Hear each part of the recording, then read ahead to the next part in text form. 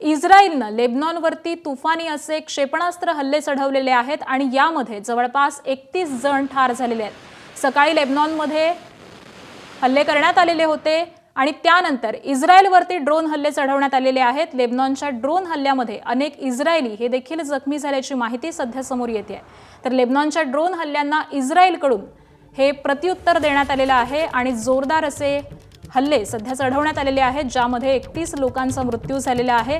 इस्रायलच्या हल्ल्यानंतर लेबनॉनमध्ये सगळीकडे सध्या पळापळ होतीये।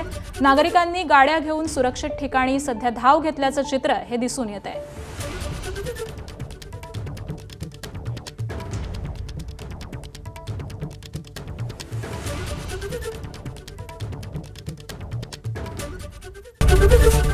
एबीपी माझा, उघडा डोळे बघा नीट।